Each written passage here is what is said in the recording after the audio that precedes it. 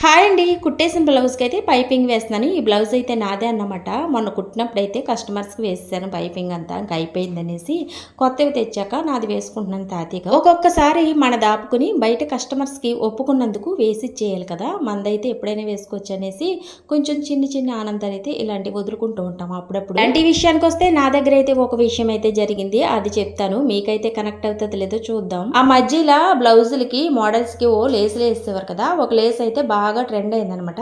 ఆ లేస్ అయితే అందరికీ నచ్చింది, నాకు కూడా నచ్చింది. నా బ్లౌజ్ కూడా వేసుకున్నాను అనమాట.